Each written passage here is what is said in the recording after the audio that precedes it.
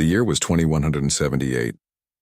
Humanity had spread beyond Earth, building homes on Mars, Europa, and several planets around distant stars. The United Earth Alliance vessel Defiance moved silently through space. On its bridge, Commander Elaine Winters looked at the star map with careful eyes. "Are we in position, Lieutenant?" she asked. Lieutenant Gary Wells nodded. "Yes, Commander. We're at the agreed meeting point. Nigma vessels should arrive within the hour." Commander Winters took a deep breath. This mission could change everything for humanity. The Nigma Empire controlled nearly a third of this spiral arm of the galaxy. They were powerful, ancient, and, according to all reports, dangerous. "Dr. Carter, are you ready with the translation systems?" she asked. Dr. Noah Carter looked up from his workstation. His eyes were tired from days of studying Nigma language patterns. "As ready as we can be, Commander. Their basic communication structure is similar to some Earth languages, but their context markers are tricky." "Do your best," she said with a small smile. "That's all any of us can do." Chief Security Officer Greg Daniels stood by the tactical display.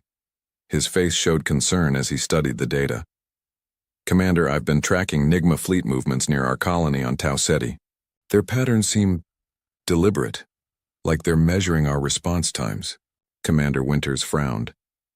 "Keep watching them. Record everything." The bridge fell silent as they waited. Humanity had encountered other alien species before, but none as powerful as the Nigma Empire. Stories told of their 11 different member species, each conquered and absorbed into their expanding realm. "Contact," announced Lieutenant Wells. 3 Nigma vessels just dropped out of FTL, 1 capital ship, 2 escorts. "Open communications," ordered Winters. "Standard greeting package." Minutes passed as they waited for a response. Finally, the main screen lit up with an image of the Nigma delegation. The alien in the center had pale blue skin, 6 eyes arranged in a circle, and wore ornate armor that seemed to shift colors. "I am High Arbiter Zexcalon of the glorious Nigma Empire," the alien said, its words processed through Dr. Carter's translation system. "We acknowledge your greeting, humans of Earth." Commander Winters stood tall. "I am Commander Elaine Winters of the United Earth Alliance. We welcome this opportunity for peaceful dialogue between our peoples."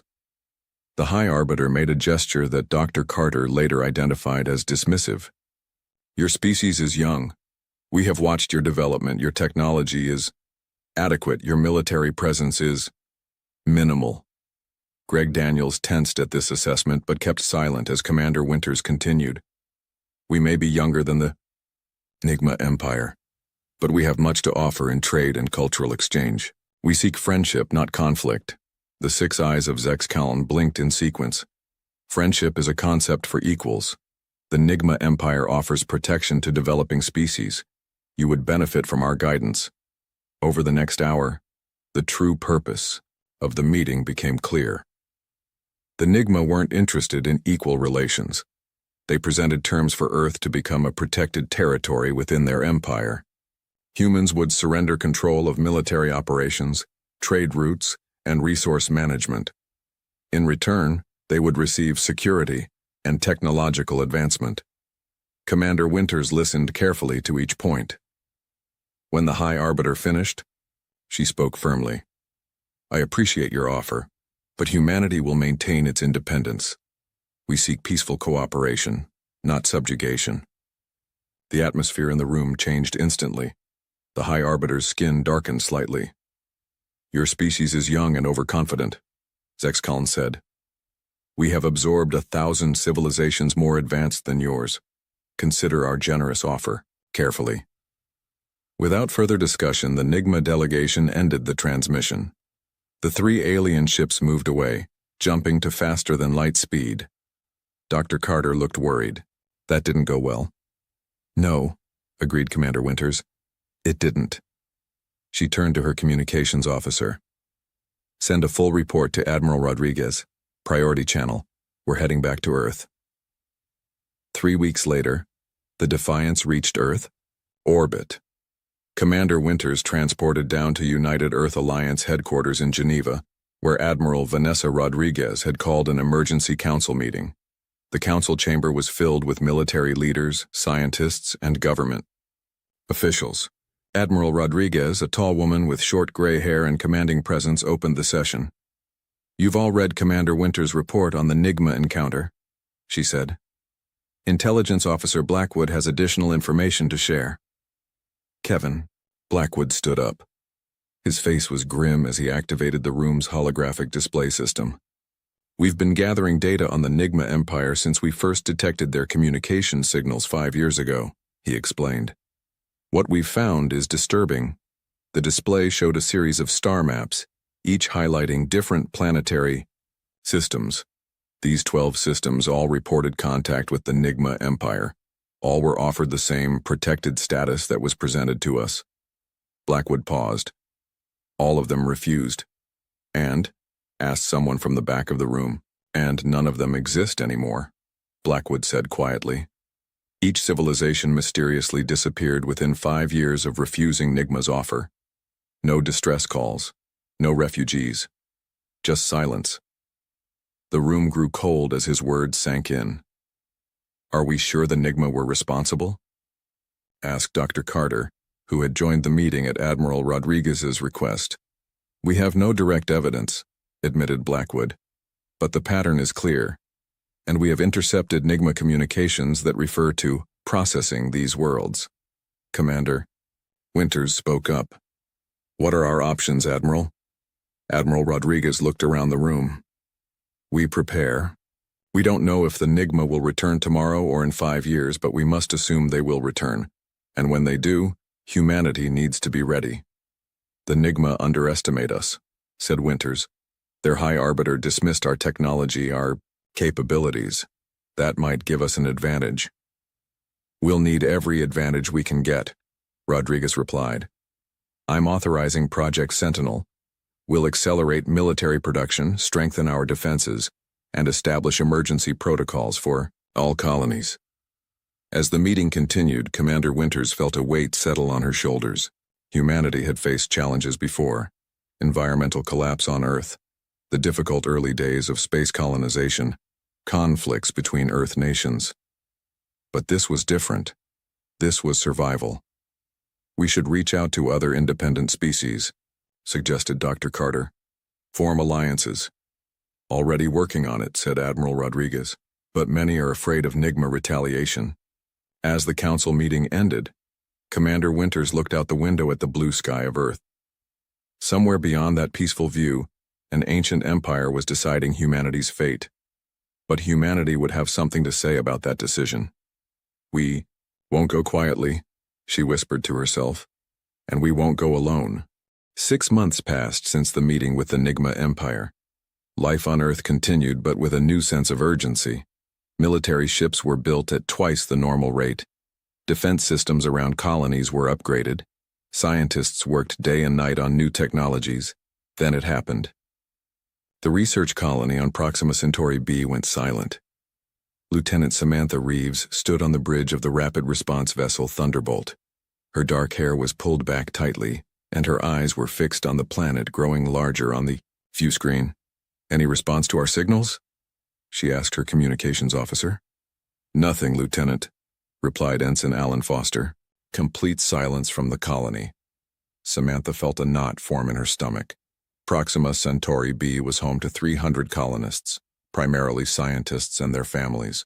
The colony had been established 10 years ago and had never missed a scheduled check-in. "Scan for life signs," she ordered. Officer Maria Lopez ran the scan. Her face paled as she saw the results. "Very faint readings, Lieutenant. Only one area shows potential survivors. The rest of the colony—" Her voice trailed off. "Prepare a landing team," Samantha said. "Full tactical gear." 30 minutes later, Samantha led a team of 6 security officers down to the planet's surface. What they found shocked them all. The colony buildings were crushed as if a giant hand had pressed down on them. Strange burn marks covered the ground in spiral patterns. But most disturbing of all was the complete absence of bodies. "Where is everyone?" whispered Officer Carlos Diaz. 300 people don't just disappear." Samantha checked her scanner. The life sign is coming from that direction. Stay alert. They moved carefully through the ruins until they reached what had once been the colony's engineering section. Part of the structure remained intact, protected by the hill it was built into. "Hello?" Samantha called out. "United Earth Alliance, we're here to help." After a moment of silence, a voice responded. "Are they gone?" A man emerged slowly from a hidden panel in the floor. He was thin and pale, with several days' growth of beard. His eyes darted around nervously. "Engineer Paul Martinez," Samantha read from her scanner. "Are you hurt?" Paul shook his head. "Not physically, but He stopped, his hands shaking. "I saw what they did. They brought Paul back to the Thunderbolt. The ship's doctor gave him a mild sedative, and after some food and water, he was able to talk about what had happened. It was 4 days ago," Paul explained to Samantha in the ship's conference room. "The Nigma ships just appeared. There was no warning. Our defense systems didn't even detect them until they were right on top of us." "How many ships?" asked Samantha. 3. Similar to the ones Commander Winters described in her report. Paul's eyes grew distant. "They used some kind of weapon I've never seen before. It didn't explode or burn like normal weapons. It changed gravity somehow. People and buildings were crushed or pulled apart." Samantha tried to remain professional, but felt horror rising within her. "The colonists? They took them," Paul said quietly. "Some kind of beam pulled them up into the ships, he swallowed hard, even the dead ones. How did you survive?" "I was in the maintenance tunnels beneath the engineering section when it happened. The shielding there is reinforced because of the colony's power core. I think that's why their sensors didn't detect me." Paul reached into his pocket and pulled out a small data drive. "I managed to record everything. Their ships, their weapons, their movements. It's all here." Samantha took the drive carefully. "This is incredibly valuable, Paul. You've done a brave thing." "Will it help?" he asked, his voice breaking. "Will it help stop them?" "Yes," she promised. "It will." While the Thunderbolt returned to Earth, events were unfolding that would change the course of the coming conflict. At the Quantum Defense Laboratory in Nevada, Dr. Lisa Andrews was working late. For months, she had been studying small pieces of Nigma technology recovered from previous minor skirmishes at the edge of human space. "Run the simulation again," she told her assistant, Jeff Warren. The holographic display showed waves of energy flowing around a Nigma shield generator. Lisa watched carefully as the patterns repeated. "There," she said suddenly, pointing. "Do you see it? The fluctuation pattern repeats every 7.3 seconds. Jeff looked confused. "Is that significant?" Lisa smiled for the first time in days.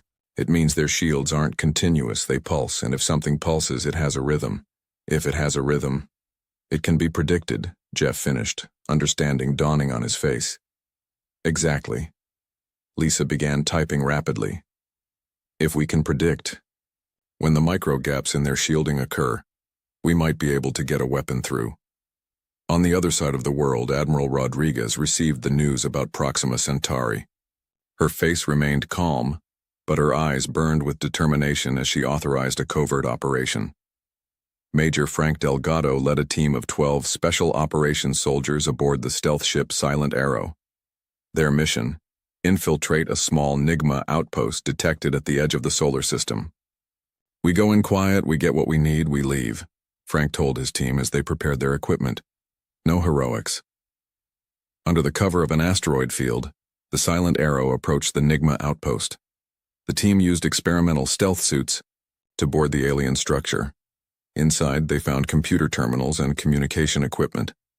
2 minutes, whispered Frank as Specialist Olivia Baker connected their decryption device to the Nigma systems. "Working on it," Olivia replied, her fingers moving quickly. "Their security is complex, but follows patterns similar to what we expected." After a tense minute, data began flowing into their storage devices. Fleet movements, communication protocols, military planning. The Nigma had no idea humans had access to this information. As they prepared to leave, Frank noticed something on one of the screens. "Wait," he said. "What's that?" Olivia looked. "It appears to be attack plans. Multiple targets." Her eyes widened. "They're planning simultaneous attacks on 3 human colonies: New Mars, Titan Base, and Europa Station." "When?" Frank demanded. "Based on these timestamps, within the next 48 hours. The team extracted safely and rushed the information back to Earth." Admiral Rodriguez immediately contacted all 3 colonies, ordering evacuations and defense preparations. At the same time, Ambassador Diana Wright entered a special communication room in Geneva. On the screen before her appeared the 6-eyed face of a Nigma representative. "Your attack on Proxima Centauri was unprovoked," Diana said, her voice steady and controlled. 300 innocent civilians. The Nigma representative made the dismissive gesture that humans now recognized. "You were warned. Protected status or consequences. The choice was yours." Diana leaned forward. "Then hear this clearly. We warned you not to mistake our preference for peace as weakness. What follows is on your hands." She cut the transmission and turned to Admiral Rodriguez, who stood nearby. "It's done," Diana said. "The diplomatic approach is officially over." "Then we move to the next phase," Rodriguez replied. "Operation Achilles' Heel begins now." The underground laboratory buzzed with activity. Dr. Lisa Andrews had not slept for nearly 48 hours, but she showed no signs of slowing down. Her team of 20 scientists and engineers worked around her, testing and refining what might be humanity's best hope against the Nigma Empire. "Power level stable," called out Jeff Warren from his station. "Ready for test number 17. Lisa nodded and adjusted her safety glasses. In the center of the reinforced test chamber sat a small device that didn't look particularly impressive. It was roughly the size of a football, with a metallic surface covered in tiny emitters. "Activating quantum cascade disruptor in 3, 2, 1. The device hummed to life. Waves of energy, invisible to the naked eye but shown on their monitors, pulsed outward in precise patterns. On the other side of the chamber, behind a simulated Nigma shield, a sensor array registered the impact. After 10 seconds, the test ended. The room fell silent as everyone waited for the results. Jeff's face broke into a wide smile. 87% shield penetration. That's our best result yet." Cheers erupted around the lab. Lisa allowed herself a small smile before raising her hand to quiet the celebration. "It's progress," she said, "but we need it at 100% before we can deploy. Let's recalibrate and run test 18. As they worked, a message arrived from Admiral Rodriguez. Lisa read it quickly, her expression growing serious. "The Nigma just attacked New Mars colony," she announced to her team. "Most of the civilians were evacuated in time, but we lost 32 people in the entire settlement." She looked around at their shocked faces. "We don't have the luxury of perfect. We need this weapon operational now." Across the solar system, Commander Jack Nelson stood on the bridge of the stealth vessel Shadowhawk. The ship was one of the newest in Earth's fleet, designed specifically for guerrilla-style warfare that the Nigma wouldn't expect. "Status report," he said, his voice calm despite the tension everyone felt. "All systems nominal," replied his second-in-command, Lieutenant Ryan Mitchell. "Stealth systems at maximum efficiency. Nigma patrol has not detected us." "Weapons?" Jack asked, turning to the tactical station. Weapons specialist Olivia Powell looked up from her console. "Quantum cascade disruptor is installed and ready. Power draw is higher than expected, but within acceptable parameters." Jack nodded. This would be the first real combat test of Dr. Andrews' new weapon. If it worked as the simulations predicted, they might have a fighting chance against the vastly superior Nigma forces. "All hands to battle stations," he ordered. "Prepare to drop stealth on my mark." The Shadowhawk hid in the shadow of Saturn's rings. Ahead of them, 3 Nigma vessels patrolled the space lanes, unaware of the human ship watching them. Unlike the massive warships that had attacked Proxima Centauri, these were smaller patrol craft, perfect targets for a first strike. Jack took a deep breath. 3, 2, 1. Mark, the Shadowhawk surged forward, dropping its stealth field and powering weapons. The Nigma ships reacted immediately, turning to face the unexpected threat. "They're raising shields," reported Ryan. "Fire quantum cascade disruptor," Jack ordered. Olivia's fingers flew across her console. "Disruptor away, target locked." A pulse of energy shot from the Shadowhawk toward the lead Nigma vessel. For a brief moment, nothing seemed to happen. Then, the alien ship's shields flickered and collapsed. "Shield penetration confirmed," Olivia shouted, unable to contain her excitement. "Nigma vessel is defenseless." "Conventional weapons, fire," Jack commanded. The Shadowhawk launched a volley of missiles. Without shields, the Nigma vessel had no defense. The explosions tore through its hull, breaking it apart in seconds. The remaining two Nigma ships attempted to coordinate a response, but the Shadowhawk was already moving to its next target. One by one, Jack's crew disabled and destroyed the patrol vessels. "All targets neutralized," Ryan reported. "No casualties on our side." A cheer went up from the crew. Jack allowed them this moment of celebration before regaining order. "This is just the beginning," he reminded them. "Prepare to jump to stealth mode and return to base. We have proof that the weapon works. Now the real fight begins." On the Nigma command vessel Eternal Dominion, High Arbiter Vrentalos received the news of the patrol fleet's destruction. His 6 eyes narrowed in anger. "Impossible," he hissed to his subordinates. "No species at this development stage has ever penetrated our shield technology." His second-in-command Sub-Arbiter Krell checked the data again. "The reports are verified, High Arbiter. All 3 vessels were destroyed by a single human ship." Vrentalos had recently taken command after the mysterious death of his predecessor, Zexcalon. Many suspected Vrentalos himself was responsible, but none dared say so openly. "This changes nothing," Vrentalos declared. "One small victory means nothing against the might of the Nigma Empire. Prepare the main armada. We will crush these humans with overwhelming force." Back on Earth, Admiral Rodriguez received the report from the Shadowhawk with grim satisfaction. The weapon worked. Now they needed more of them, and quickly.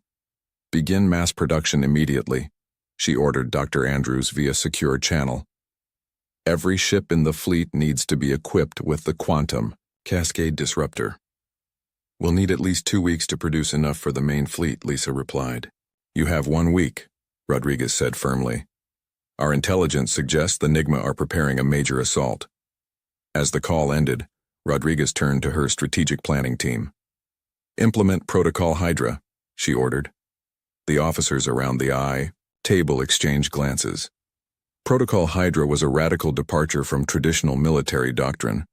Instead of concentrating their forces for maximum firepower, they would split into small, autonomous units, designed to strike and disappear.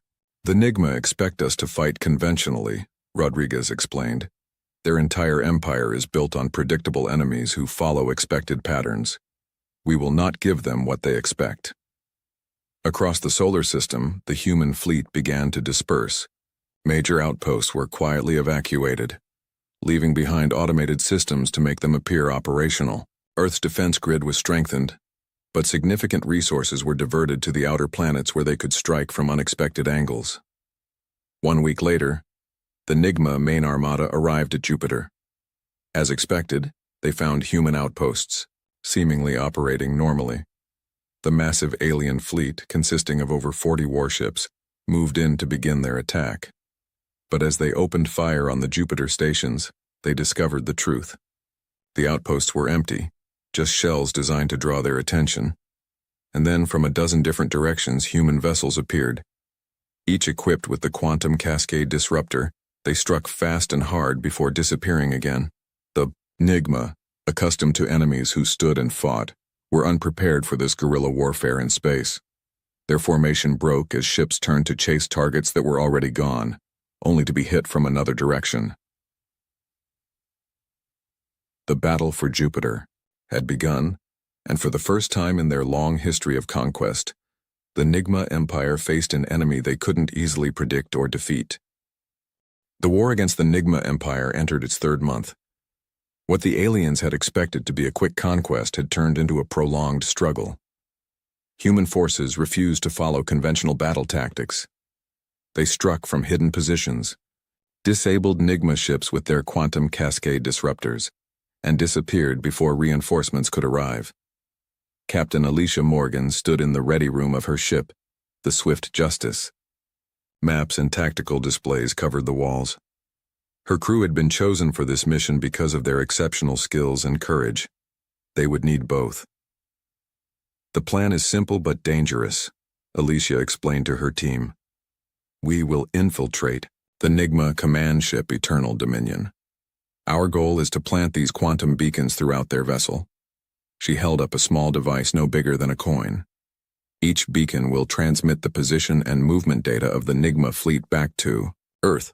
Once activated, they cannot be detected by Nigma sensors. Lieutenant Jeff Daniels, her security chief, looked concerned. How do we get aboard without being detected? Their security will be tight. Alicia nodded. That's where our new technology comes in. Dr. Andrews has modified our stealth suits to match Nigma energy signatures. Their sensors will register us as part of their own crew. The team spent hours reviewing the plan. They studied Nigma ship layouts based on data collected from previous encounters. They practiced moving and speaking like the aliens based on observations. By the time they finished, everyone knew their roles perfectly. The Swift Justice approached, the massive Nigma command ship under complete stealth. As they drew near, they could see the true scale of the alien vessel. It was enormous, nearly 2 kilometers long, with weapons emplacements covering its surface. In position, reported the pilot. Ready for team deployment. Alicia and her 5-person team entered the airlock. Their stealth suits hummed softly as the advanced technology created the perfect camouflage. They would appear to Nigma sensors as maintenance drones, common throughout the alien ships. Remember, stay together, stay quiet, and if something goes wrong, head for the extraction point, Alicia reminded them. They moved from their ship to the outer hull of the Eternal Dominion. Using specialized tools, they cut through an access panel and entered the massive alien vessel. The interior was dimly lit with bluish light. Strange symbols covered the walls, and the air smelled faintly metallic. First beacon placement is 2. Levels down, whispered Jeff, checking his handheld scanner. The team moved carefully through the ship, avoiding the actual Nigma crew whenever possible. They placed beacons at key junctions in the engine room, near the navigation center and in communication hubs. Each tiny device would feed vital information back to Earth's defense forces. As they approached the main command center, they heard raised voices. Using their translators, they listened to an argument between Nigma officers. The humans should have been crushed by now, shouted one voice they recognized as High Arbiter Vrentalos. How can they resist us? They fight differently than expected, replied another voice. Their tactics are unpredictable. They strike and disappear. Then find them. Hunt them down. I want their homeworld reduced to ash. Alicia gestured for her team to continue moving. They had one final beacon to place, directly outside the command center itself. This would give Earth access to the highest level of Nigma planning. Jeff carefully attached the last beacon to a power conduit, where it would be impossible to spot without knowing exactly where to look. The team was about to retreat when an alarm suddenly blared throughout the ship. Intruder alert, came an announcement in the Nigma language. Human biological signatures detected in Section 7. That's not us, Alicia realized. We're in Section 4. Jeff checked his scanner. There must be another human team aboard. Change of plans, Alicia decided quickly. We head for extraction now. The beacons are placed. Mission accomplished.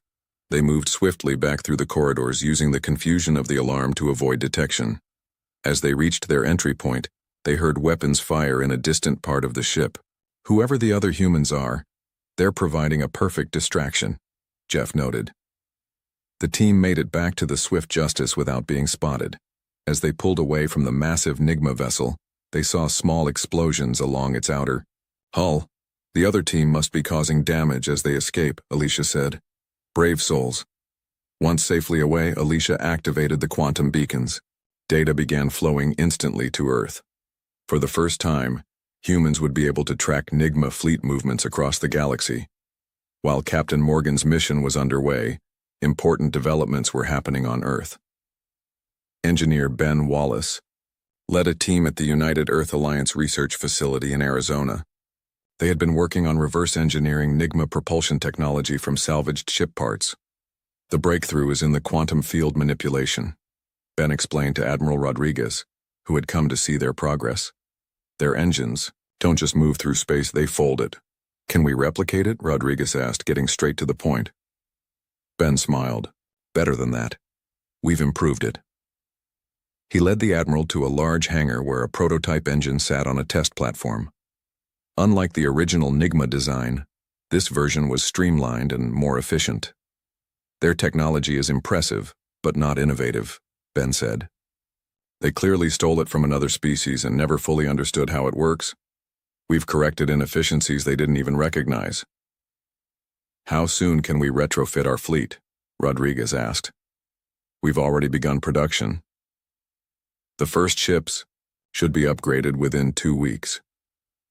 The news from Captain Morgan's mission and Ben Wallace's team changed the nature of the war. Human vessels, now able to match Nigma speed and track their movements, began targeted strikes against supply lines and outlying bases. The Nigma Empire, unaccustomed to fighting a prolonged war, began showing signs of strain. Reports intercepted through the quantum beacons revealed something unexpected. Several of the species conquered and absorbed by the Nigma were beginning to rebel. They're inspired by our resistance, Admiral Rodriguez told her staff. For thousands of years, no one has successfully stood against the Nigma. Now others see it's possible. On the Nigma homeworld of Zexkalan, High Arbiter Vrentalos faced mounting pressure. His military leaders brought increasingly troubling reports. Rebellions have broken out in the Cygnus sector, one commander reported. 3 previously subjugated species have destroyed our outposts and declared independence. Crush them, Vrentalos demanded. We lack sufficient forces, the commander replied hesitantly. Too many ships are committed to the Earth conflict. In a rage, Vrentalos killed the messenger where he stood. Looking at the shocked faces of his other officers, he made a fateful decision. Prepare the planet-killer weapons, he ordered. We will make an example of the humans that no species will ever forget. Meanwhile, on Earth, Dr. Noah Carter made a discovery that would change humanity's understanding of their enemy. After months of studying Nigma historical records obtained through various missions, he found a pattern. They've never created anything, he explained to Commander Winters, who had been promoted for her leadership in the war. Every technology they possess, weapons, shields, propulsion, all of it was taken from species they conquered. So they're not innovators, Winters observed. Exactly, Noah agreed. They don't adapt or improve. They simply take and use. And when faced with something truly new, like our tactics and technologies, they don't know how to respond, Winters finished. That's why we're winning. The tide of war had truly turned. Humanity, once on the defensive, now pushed forward with growing confidence.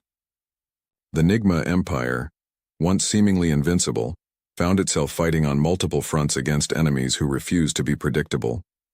But in their desperation, the Nigma were preparing to use weapons of unimaginable destruction. The final phase of the war was about to begin. Admiral Rodriguez stood before the Unified Earth Council in the underground chamber beneath Geneva.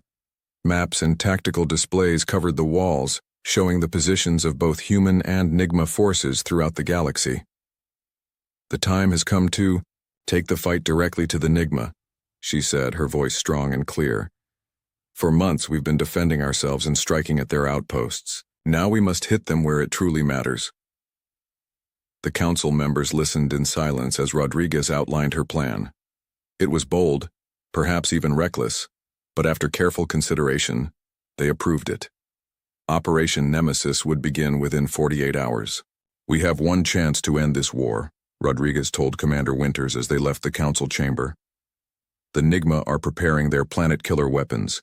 If they deploy those against Earth or our colonies, millions will die. The fleet is ready, Elaine Winters assured her. Now an admiral herself, Winters would lead the main assault force. And we won't be fighting alone. Throughout the prior weeks, human diplomats had been in secret contact with species that had rebelled against Nigma rule. 7 formerly subjugated civilizations had agreed to join the assault on the Nigma central system. Their ships were smaller and fewer, but their knowledge of Nigma tactics and base locations was invaluable.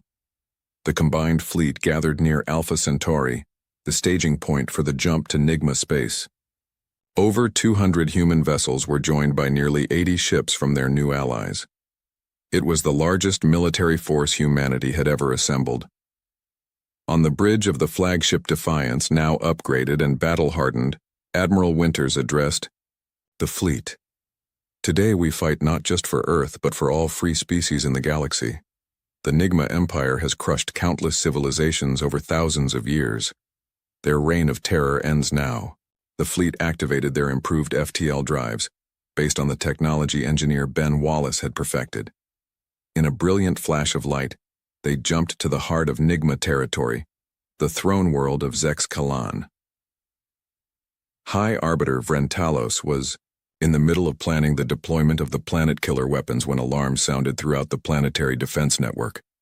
"What is happening?" he demanded, his 6 eyes blinking rapidly in agitation. "Multiple ships emerging from FTL," reported a subordinate. "Human vessels and others, many others." "Impossible," Vrentalos roared. "No one knows the coordinates of Zex Kalan except our own fleet." But the evidence was undeniable. Somehow, the humans had found the Nigma homeworld, and they had brought allies. "Launch all defensive ships," ordered Vrentalos. "Activate the OT, planetary shield." The battle for Zex Kalan began in earnest. Nigma ships rose from the planet's surface and orbital stations to meet the invaders. For the first time in the war, the two forces met in direct large-scale combat. But the Nigma quickly discovered that their usual tactics were ineffective. Human ships moved in unpredictable patterns, using the quantum cascade disruptors to disable Nigma shields before striking with conventional weapons. The rebel alien vessels, familiar with Nigma battle formations, exploited weaknesses the Nigma didn't even realize they had.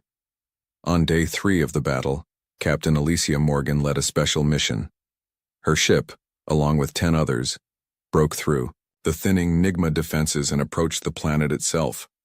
"The planetary shield is still operational," reported Lieutenant Daniels. "We can't get through to deploy the ground forces." Alicia studied the tactical display. "There," she said, pointing to a small anomaly in the shield pattern. "Dr. Andrews predicted this. Their planetary shield uses the same technology as their ship shields, just on a larger scale. It has the same pulse frequency." "So we can use the quantum cascade disruptor?" asked Daniels. "Yes, but we'll need more power than a single ship can generate." Alicia coordinated with the other captains in her group. All 11 ships positioned themselves in a precise formation around the anomaly point and synchronized their disruptors. "Fire on my mark," Alicia ordered. 3, 2, 1, mark. 11 beams of energy converged on a single point in the planetary shield. For several tense seconds, nothing seemed to happen. Then, like ice cracking under pressure, the shield began to fail. A hole appeared, quickly expanding outward as the disruptors overwhelmed the shield generators. "Shield breach confirmed," shouted Daniels. "We have an opening." Through the gap poured transport ships carrying human and allied ground forces. Leading them was Major Frank Delgado, whose special operations team had trained specifically for this mission.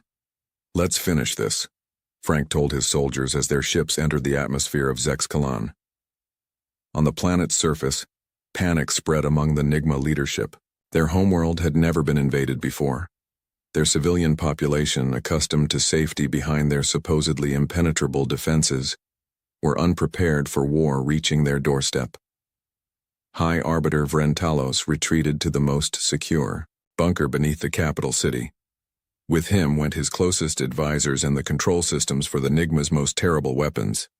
"If we cannot win, no one will," Vrentalos declared, activating a hidden control panel. "Initiate the Purge protocol." His second-in-command looked alarmed. "High Arbiter, the Purge will destroy our own civilization." Better destruction than defeat, Vrentalos replied coldly. Deep beneath the surface of Zex-Kalan, ancient engines began to power up.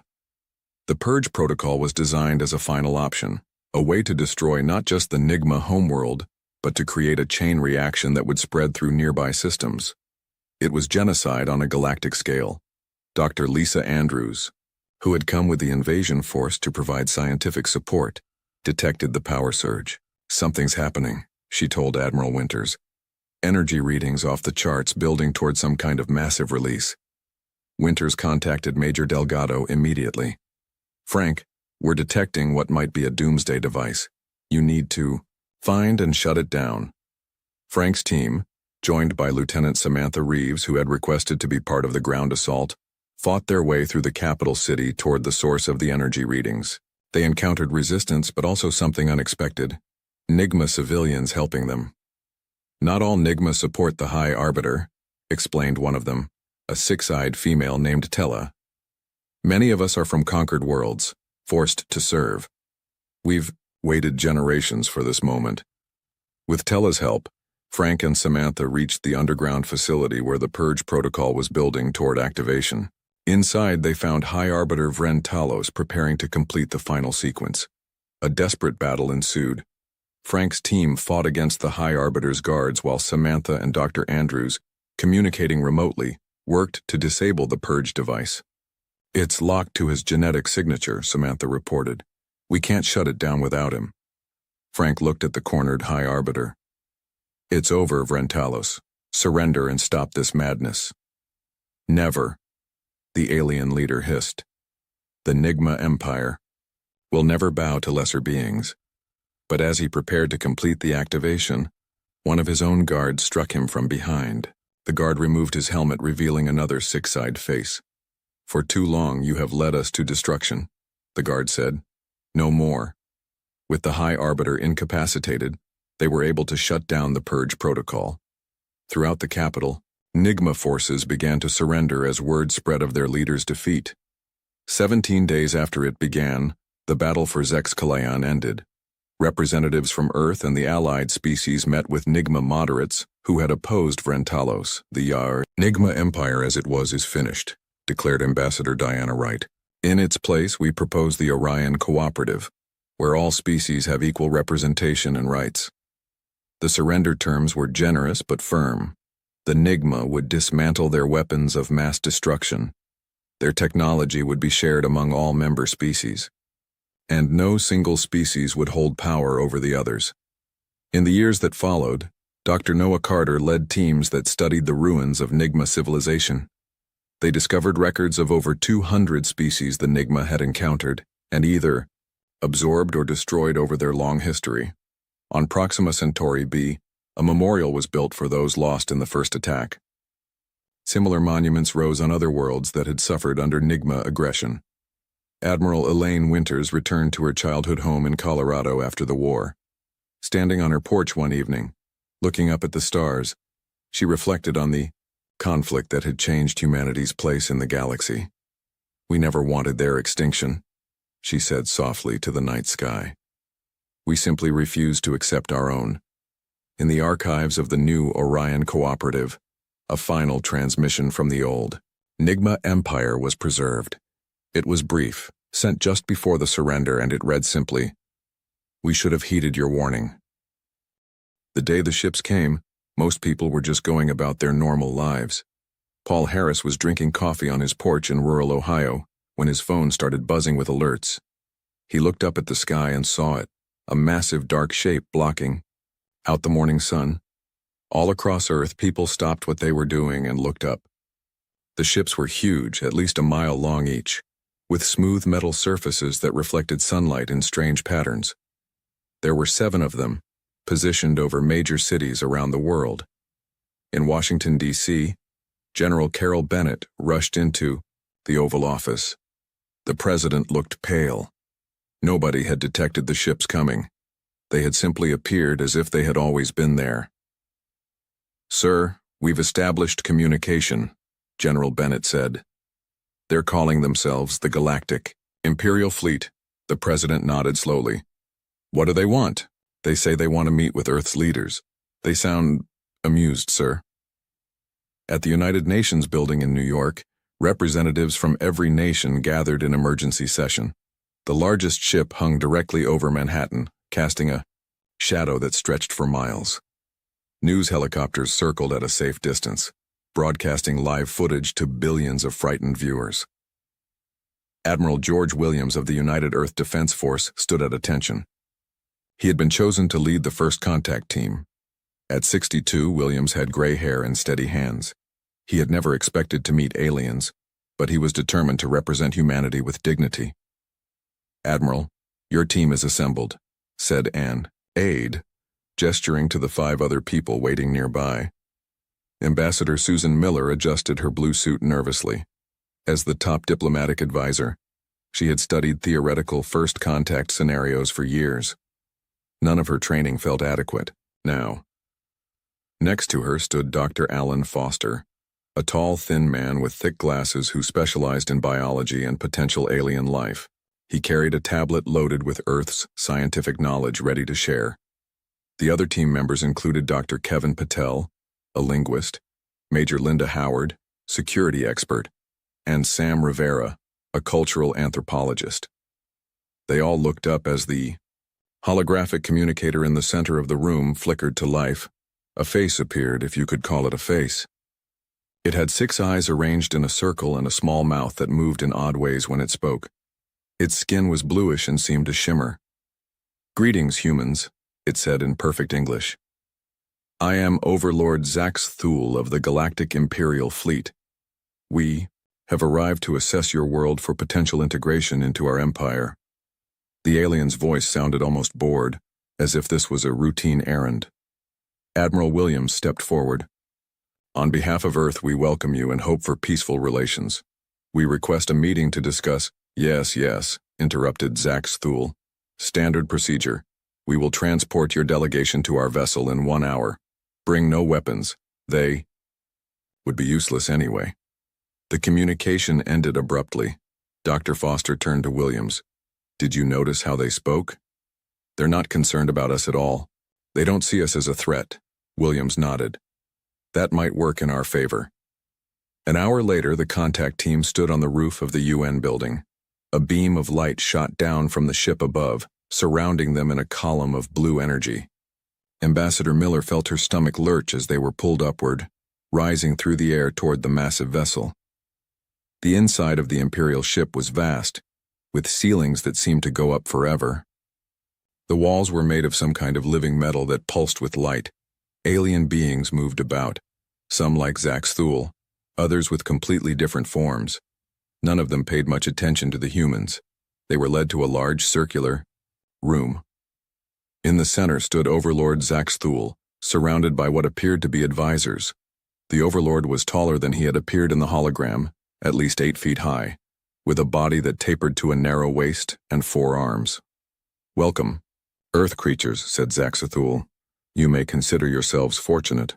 We have decided your species is interesting enough to preserve." Ambassador Miller stepped forward. "Overlord, we appreciate your greeting, but we are not seeking to be preserved. We wish to establish diplomatic relations as equals." A sound like grinding stones came from the aliens. Williams realized they were laughing. "Equals? How charming," said Zax Thule. "Your species has barely mastered simple space travel. You still use combustion engines and electronic devices. We have been traveling the stars for 50,000 years." Dr. Foster was studying a display on the wall. It showed various star systems, and what appeared to be wormhole routes between them. Something about the pattern seemed off to him. "Your method of faster-than-light travel," he said suddenly. "May I ask how it works?" One of the alien advisors, smaller than Zax Thule, but with similar features, turned to look at Foster. "Your species couldn't possibly understand our dimensional fold technology. We use the natural weaknesses in reality to move between spaces." Ambassador Miller noticed the advisor's tone. It wasn't just dismissive. There was something else there. Pride, perhaps, but also a lack of curiosity. These beings believed they knew everything worth knowing. "We have theories about such travel," Miller said carefully. Our scientists have considered the possibilities of dimensional manipulation. Theories. How quaint, said Zaxathul. We have controlled the very fabric of space for millennia. But enough of this. We are here to inform you of your place in the Empire. A three-dimensional image appeared in the center of the room, a map of Earth with various regions highlighted in different colors. We will establish bases on your world. Your governments will continue to function under our supervision. Your resources and some of your population will serve Imperial needs. Those who cooperate will enjoy Imperial protection and limited access to some of our technologies. Admiral Williams felt his face grow hot. And if we don't agree to these terms? Zaxathul's 6 eyes blinked in sequence. Then we will take what we need anyway, with less concern for your survival. It is quite simple. As the meeting continued, Major Howard noticed something strange about the ship. There were occasional flickers in the walls, brief moments where the living metal seemed to ripple unnaturally. The aliens didn't react to these events as if they didn't notice them or considered them normal. After 2 hours of tense discussion, the human delegation was returned to Earth. As they descended in the blue beam, they could see that smaller, Imperial ships had already begun landing in various locations around the world. Back at the UN building, they reported to the Emergency Council. They see us as primitive, said Williams. Barely worth their attention. That's not good, said the Secretary General. Actually, Dr. Foster spoke up, it might be our only advantage. I noticed something about their technology. There's something wrong with it. Something they don't seem to understand. Ambassador Miller nodded. I felt it too. They're advanced? Yes, but there's a blindness to them. A certainty that they know everything. What can we do? Asked the Secretary General. Their ships are already landing. People are panicking. Williams looked at Foster. You said there's something wrong with their technology. Can you figure out what it is? Foster nodded slowly. I'll need access to our best physicists, and we need more data from their ships. I'll put together a team, Williams said. If they think we're too primitive to be a threat, maybe they won't guard their secrets too closely. Outside, the shadow of the Imperial ship still darkened the sky. But for the first time since the ships appeared, there was a small flicker of hope. 3 days after first contact, Dr. William Chen stood in his lab at MIT, surrounded by holographic displays showing Imperial technology. The government had managed to get images and scans from the alien ships as they landed around the world. Chen had hardly slept since then, trying to understand what he was seeing. This doesn't make sense, he muttered, adjusting his glasses. Their energy systems are incredibly powerful, but they're so wasteful. His assistant, Mary Clark, looked up from her computer. What do you mean? It's like they're using a sledgehammer to crack a nut, Chen said. Look at this engine design. They're forcing their way through space-time instead of working with its natural properties. Outside the lab windows, they could see an Imperial shuttle landing in the large field that had once been a sports complex. The aliens had set up a cultural exchange center on campus, though most students and faculty avoided it. The few who had visited described being treated like clever pets by the Imperial staff. Dr. Chen's phone rang. It was Nancy Howard, a mathematician working at the National Science Foundation. William, I've been looking at the data you sent, she said, her voice tense. I think I found something important. Can you secure this call? Chen pressed a button on his phone, activating the encryption system. Go ahead. The equations describing their FTL technology, I modeled what happens if they continue using it at current levels. William, it's not sustainable. It's creating micro tears in the fabric of reality. Chen felt his mouth go dry. How bad is it? Bad. My models predict a critical failure point within 5 years. Not just their ships. I'm talking about dimensional collapse across entire star systems. Chen looked again at the Imperial shuttle outside. We need to tell them. I already tried, Nancy said. I went through proper channels, met with their science team yesterday. They dismissed everything I said, called our math charmingly primitive. We need more evidence, Chen said, and we need someone they'll listen to. At the White House, Richard Davis, the UN Secretary General, was meeting with Lord Krell, the Imperial Ambassador. Krell was smaller than Overlord Zax Thule, but had the same bluish skin and 6 eyes. He sat uncomfortably in a human chair, looking bored. "Ambassador, we have concerns about your dimensional fold technology," Davis said. "Our scientists believe it may be causing damage to space-time itself." Krell made the grinding noise that passed for laughter among his species. "Your scientists? Your species has barely touched the stars. Do not presume to lecture the Empire on matters beyond your comprehension." Davis pushed a tablet across the table. "Please, just look at the data. The dimensional tears are already starting to appear. One was detected near your base in Australia yesterday." Krell glanced at the tablet for barely a second before pushing it away. "Nonsense. What you detected was simply a normal fluctuation. Our technology has been perfected over thousands of years."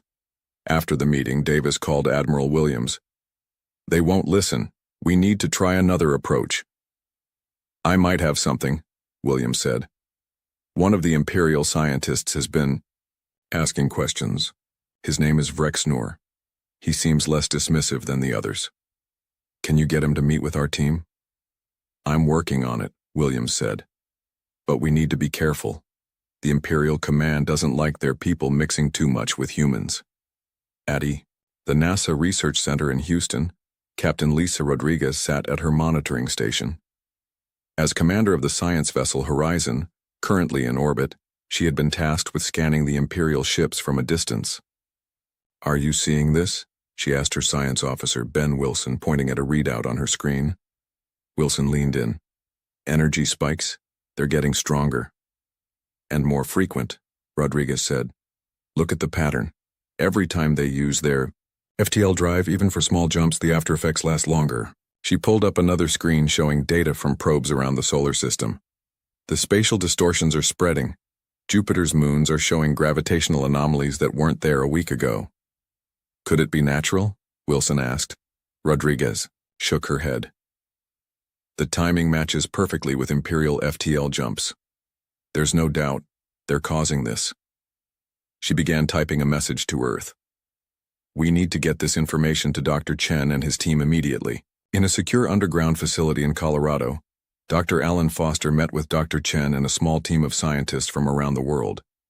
They had gathered every piece of data they could find on Imperial technology. "The problem is fundamental," Chen explained, pointing to a 3D model of an Imperial drive system. "Their entire technological civilization is built on forcing dimensional shortcuts through space-time. It worked fine when they were the only ones doing it, and when they did it less frequently. But as their empire expanded, they're creating too many tiers," Foster said. "Like poking too many holes in a piece of fabric." "Exactly," Chen nodded. "And they can't see it because their sensors aren't designed to detect these kinds of problems. They don't even know to look for them." A young physicist named Sandra Bell spoke up. "We need to show them. Words won't be enough." "Show them how?" asked Foster. "We build a demonstration," Bell said. "A small-scale version of what's happening, something they can't ignore." Foster looked troubled. "That could be dangerous." "Not as dangerous as doing nothing," Bell argued. "Every day they keep using this technology, the tears get worse. If we wait too long, it might be too late to fix." Chen thought for a moment. "We would need access to Imperial technology to create an accurate demonstration." "I might be able to help with that," said a voice from the doorway. They turned to see Admiral Williams with a tall, thin alien beside him. The alien had the typical 6 eyes of the Imperials, but his were a different color, green instead of yellow. "This is Vrexnor," Williams said. "He's been reviewing our findings in secret. He wants to help." Vrexnor stepped forward. His voice translator made his words sound flat and mechanical. "Your mathematics are correct. I have verified them independently. But my superiors refuse to believe humans could discover something we missed. Will you help us create a demonstration they can't ignore?" Chen asked. The alien scientist was quiet for a moment. "Yes, but we must be careful. If Overlord Zax Thule discovers I am helping you, the consequences would be severe. For all of us." Williams added grimly. Outside the facility, Imperial ships patrolled the skies. Their presence had become common across Earth in the weeks since their arrival. Most people tried to go about their lives normally, but everyone felt the weight of the alien shadow above them. What no one knew yet was that a small group of humans and one Imperial scientist were now working desperately against time, trying to save not just Earth but thousands of worlds across the galaxy from a disaster the mighty Empire was too proud to see coming. 1 month after the Imperials arrived, their presence had become a fact of life.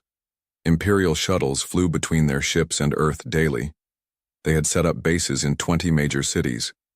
Most people tried to go on with their lives, but the feeling of being watched never went away. Commander Kate Johnson of Special Operations crouched in the shadows near the Imperial base outside of Chicago. Her team of 4 soldiers wore adaptive camouflage suits that masked their heat signatures. They had been watching the base for 3 nights.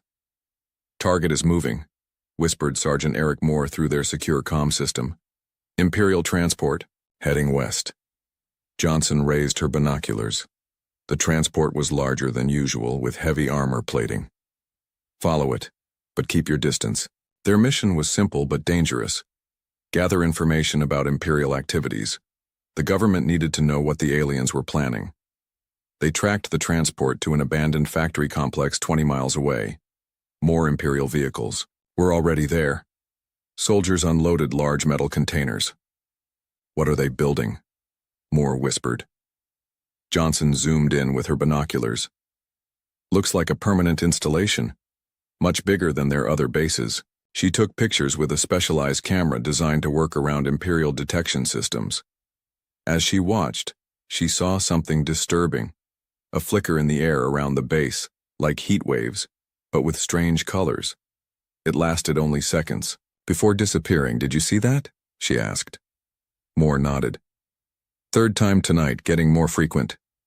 Johnson checked her scanner. "Energy readings are off the charts.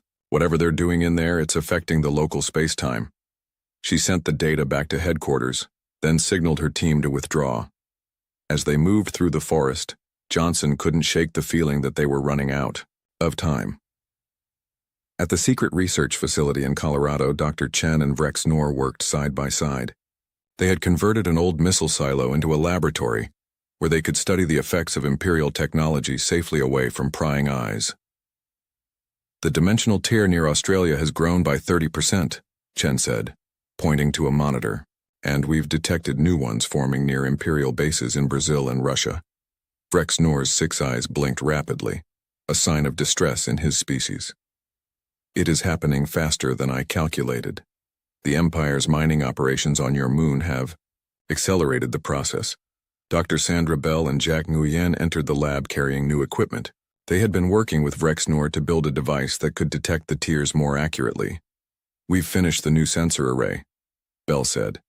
"It can detect dimensional instabilities within a radius of 500 miles. "Good," Chen nodded. "We need to deploy these around the world immediately." Nguyen looked worried. "The Imperial security forces are increasing their patrols. Getting these past them won't be easy." "I have a contact in the Earth Defense Force," Chen said.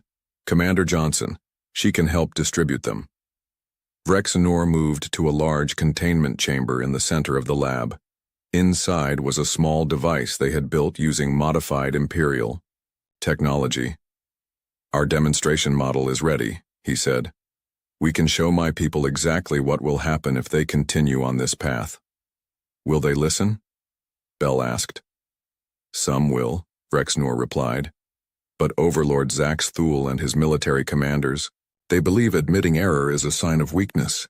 In Washington, D.C., Secretary General Davis sat across from Dr. Frank Wilson, who had just finished presenting his findings to a joint Human-Imperial Scientific Committee.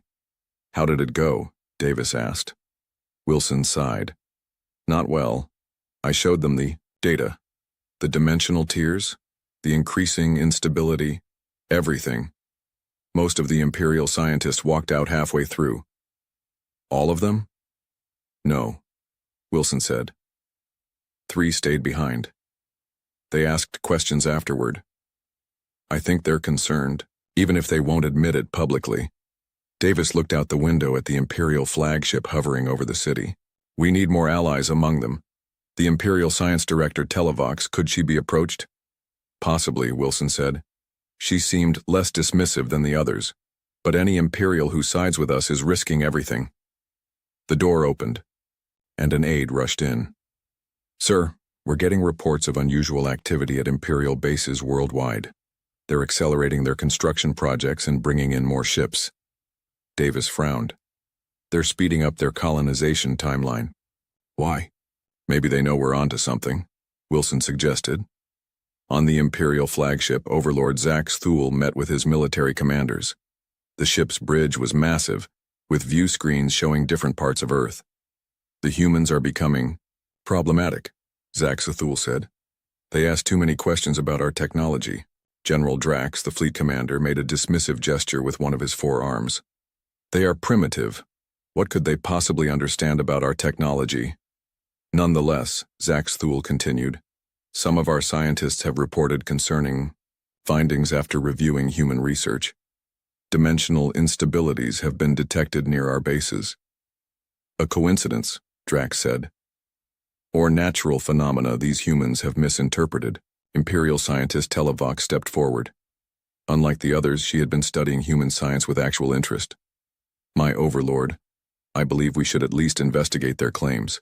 The humans have a different approach to physics. Their mathematics regarding dimensional stability is quite sophisticated, despite their technological limitations. Zax Thule's eyes narrowed. Are you suggesting these creatures know something we do not? I am suggesting that different perspectives can sometimes reveal blind spots, Televox said carefully. It would cost us little to examine their findings. Enough, General Drax interrupted. These humans are spreading fear and disruption. They should be controlled more firmly. I recommend we accelerate our settlement plans and establish full Imperial authority. Zax Thule was quiet for a moment. Yes. The time for observation is over. Begin the next phase immediately. Increase our presence in all major population centers. As Televox left the meeting, she sent a coded message to Vrex Noor. She had been secretly communicating with him since he first shared the human findings with her. Her message was simple, but urgent. They will not listen. Proceed with demonstration. Back at the research facility, Chen received the message from Vrex Noor. He called an emergency meeting with his team and Admiral Williams. The Empire is accelerating their plans, Chen explained. They're dismissing our warnings and pushing forward with their colonization. The dimensional tiers are getting worse. Every day, Bell added.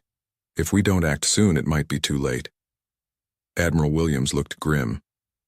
Then we have no choice. We need to show them what they're doing, in a way they can't ignore. Operation Looking Glass, Chen said, nodding.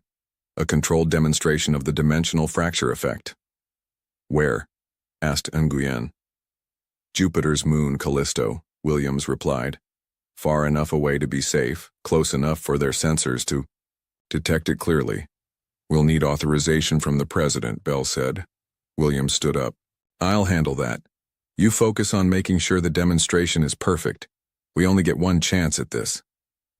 As the meeting ended, Chen looked at the images of the growing dimensional tiers on his monitors.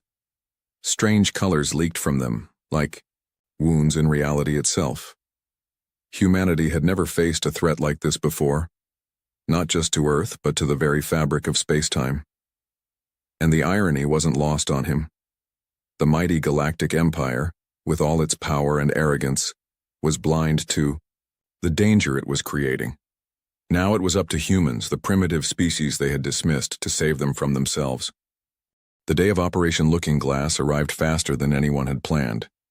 Imperial ships were now positioned over every major city on Earth. Their troops patrolled the streets. People were being taken to processing centers for integration, training. The situation was growing worse by the hour. In the control room of the secret research facility, Admiral Williams stood before a group of military and scientific leaders. Behind him, a large screen showed Jupiter and its moons. The president has given authorization, Williams said. We proceed at 800 hours. Dr. Chen pointed to a small device sitting on a table in the middle of the room. It looked simple. A metal cube about the size of a lunchbox with glowing blue lines across its surface. This is a miniature version of an Imperial fold drive, Chen explained. Thanks to Vrex Nor, we've modified it to safely demonstrate what happens when this technology is used incorrectly. Ambassador Susan Miller looked concerned. Are we sure this is safe? We've taken every precaution, Chen assured her. The demonstration will create a small controlled dimensional tear on Callisto. It will last approximately 30 seconds before collapsing naturally. And the Empire will detect it? Asked General Bennett. They can't miss it, Chen said. Every Imperial ship in the solar system will register the event on their sensors. It will be unmistakable. Williams nodded to a communications officer. Send the message to all Imperial command centers. Tell them we have important information to share regarding dimensional stability and to monitor Callisto. Most Imperial commanders ignored the message. They had grown tired of human warnings and considered them attempts to delay the colonization process. But a few, including Televox and 3 other scientists, prepared to observe. On the horizon, space station orbiting Earth, Captain Lisa Rodriguez received the final launch codes. Payload is secure, she reported. Launching in 5 minutes. The small probe carrying the demonstration device shot away from the station, accelerating toward Jupiter. It would take 3 hours to reach its destination. Back on Earth, Imperial forces were closing in on the research facility. They had detected unusual energy readings and communications. We have company, a security officer reported. Imperial, troops 2 miles out and closing. Williams turned to Chen. How much time do you need? We just need to hold them off until the demonstration is complete, Chen said. 3 hours and 30 minutes. We can do that, Williams said, though he didn't sound convinced. Commander Johnson and her team set up defensive positions around the facility. They weren't trying to win, just buy time. Remember, Johnson told her soldiers, we're not fighting a war here. We're just delaying them until the demonstration works. The first Imperial ships appeared on the horizon. Johnson took a deep breath and gave the order to activate the facility's defense systems. In space, the probe approached Callisto. Everything was proceeding according to plan. In the control room, Chen watched the probe's telemetry with Vrex Nor at his side. Energy levels are stable, Chen said. No signs of early activation. Vrex Nor's 6 eyes were focused on another screen showing data from Imperial ships. Several Imperial vessels have changed course. They are moving to investigate. Good, Chen nodded. The more witnesses, the better. Outside, the sound of weapons fire grew louder. Imperial troops had reached the outer perimeter. Williams received a report from the front line. They're using non-lethal weapons. They want to take the facility intact. That works in our favor, Miller said. It will slow them down. The minutes ticked by. The probe landed on Callisto and deployed the demonstration device. In the control room, everyone held their breath. Device is active, Chen reported. Initiating in 3, 2, 1. On a desolate plain of Callisto, the small cube activated. It began to fold space in exactly the same way Imperial drives did, but with a critical difference. It was designed to make the flaw in their technology obvious. For a moment, nothing seemed to happen. Then, like a wound opening in reality itself, a tear appeared above the device. It was small at first, just a few feet across, but it grew rapidly. Strange colors leaked from it, colors that shouldn't exist in normal space. The tear pulsed and stretched, revealing glimpses of something else. Not empty space, not another dimension, but a kind of churning chaos between realities. In the control room, the sensors went wild. It's working, Chen said, his voice barely above a whisper. The tear is stable and visible. On Imperial ships throughout the solar system, alarms blared. Sensors detected a dimensional disturbance unlike anything they had recorded before. Ship captains rushed to their command centers. Scientists scrambled to understand what they were seeing. On the Imperial flagship, Overlord Zaxathul felt something he hadn't experienced in centuries. Fear. What is happening? He demanded. His science officer's voice trembled. A dimensional tear has formed on the moon called Callisto. It matches the pattern described in the human warnings. Impossible, General Drax growled. Their technology is too primitive. They used our own technology against us, Televox said, entering the command center. They modified an Imperial fold drive to demonstrate what has been happening on a smaller scale across our empire. Zax Thul's 6 eyes blinked, rapidly. Explain. The humans discovered a flaw in our dimensional fold technology, Televox said. The same technology that powers our ships, our weapons, our entire civilization. Every time we use it, we tear the fabric of reality a little more. These tears have been growing, spreading. The humans tried to warn us. On the screens, the tear on Callisto pulsed one final time before collapsing in on itself, leaving behind a shimmering distortion in space-time. This was just a demonstration, Televox continued. A controlled version of what is happening throughout Imperial space. But the real tears are not collapsing, they are growing. General Drax slammed his fist down. This is human deception. They seek to undermine our authority. Scan all Imperial bases on Earth, Televox said calmly. You will find similar distortions, though smaller. They have been there all along. We just couldn't see them because our sensors weren't calibrated correctly. The scans confirmed her words. Small tears in reality flickered around every Imperial installation on Earth, growing stronger whenever their technology was active. Back at the research facility, Imperial troops had breached the outer defenses. They were making their way toward the control room when all Imperial communications suddenly went silent. Then, a new message came through on all channels. Ambassador Miller looked at the message. They're calling for a ceasefire and immediate talks. Williams couldn't hide his surprise. It worked?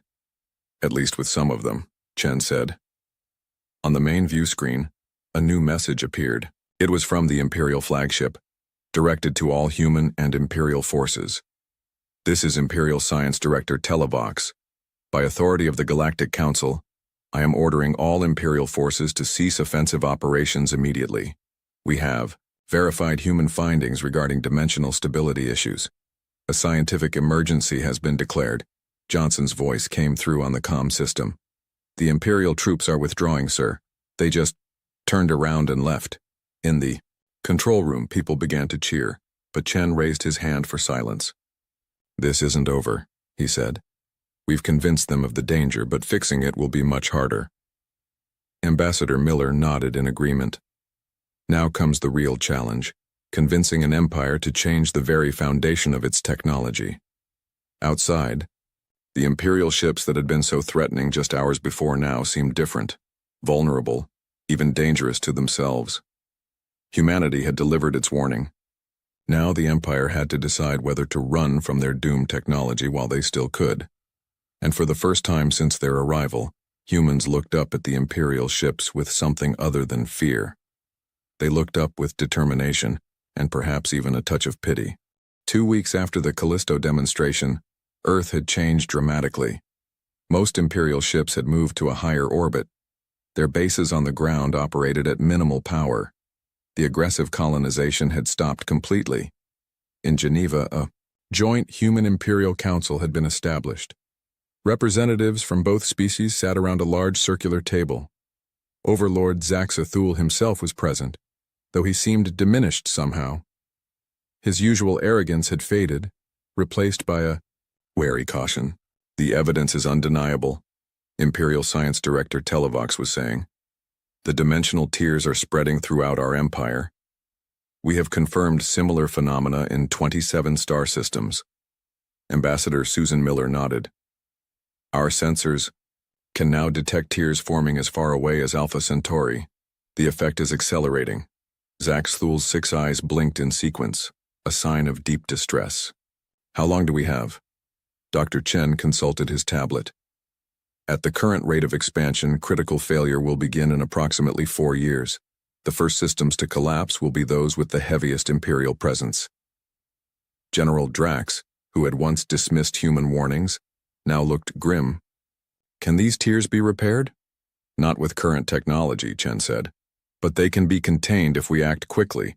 The most important step is to immediately cease using the dimensional fold drives. This statement caused a stir among the Imperial delegates. Their entire civilization depended on faster-than-light travel. You ask us to ground our fleet? Drax growled. To cut our empire into isolated fragments?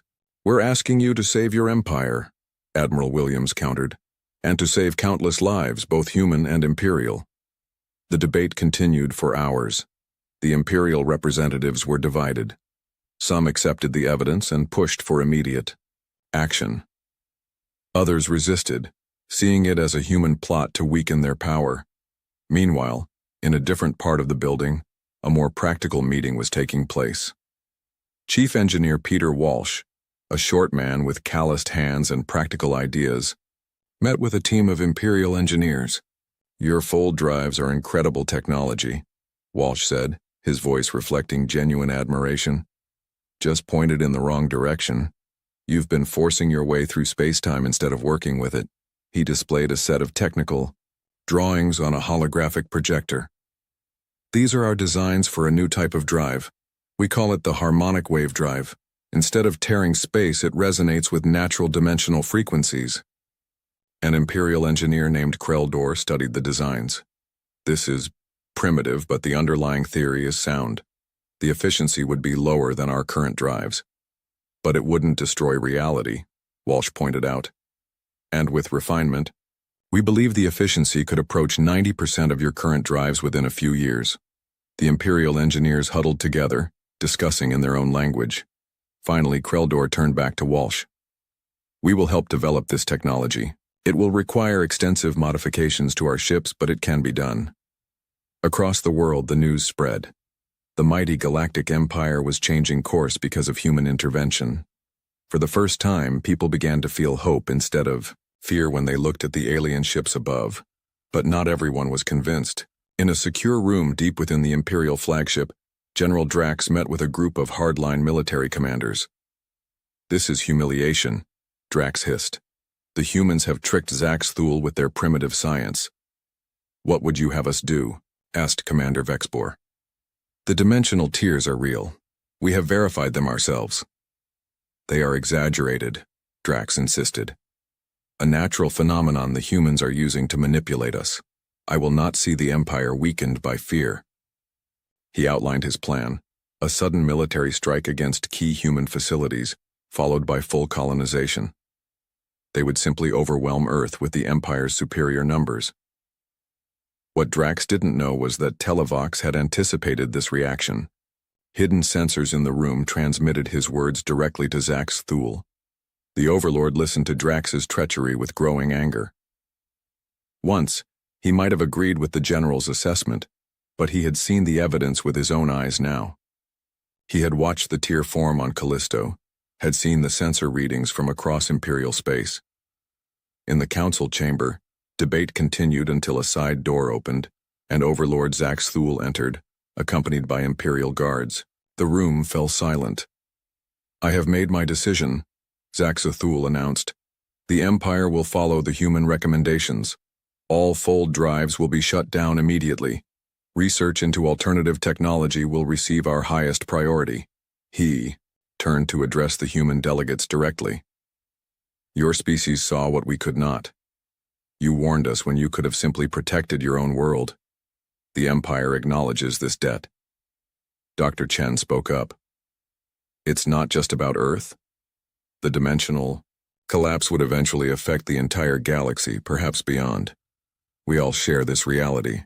Zax Thul made a gesture that in Imperial culture indicated deep respect, something no human had seen before. As the council session ended, people gathered outside in the streets. News of the agreement had spread quickly. For the first time since the Imperial ships arrived, there was a feeling of partnership rather than fear.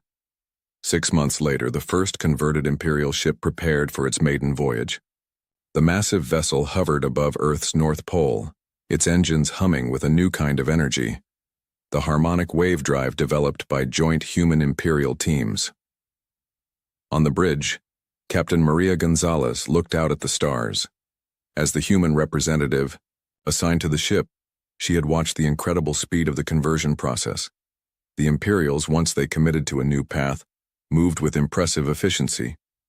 "All systems are ready," reported the Imperial pilot. "Harmonic resonance is stable," Gonzalez nodded. "Then let's make history." The ship moved forward, accelerating steadily. Then, instead of tearing a hole in space-time, it created a rippling wave of energy that carried the vessel smoothly into faster-than-light travel. Back on Earth, scientists monitored the existing dimensional tears. They were no longer growing. Some smaller ones had even begun to heal naturally now that they weren't being stressed by constant Imperial technology. In his laboratory, Dr. Chen watched the readings with satisfaction. Next to him stood Vrexenor, now officially the Imperial ambassador to Earth. "It will take decades to convert all Imperial technology," Vrexenor said. "But we have begun." Chen smiled. "Sometimes the most advanced civilization isn't the one with the most powerful technology. It's the one that can see the consequences of using it." Outside, the sky was clearing of Imperial ships as they departed to spread the warning throughout their vast empire. The ships that remained no longer seemed threatening. They were partners now, working to undo the damage before it was too late. Humanity had accomplished something remarkable. They hadn't defeated the Galactic Empire through force of arms. They had simply understood the universe a little better, and had the courage to warn their would-be conquerors to run from destruction while there was still time. And in doing so, they had earned something far more valuable than victory in battle: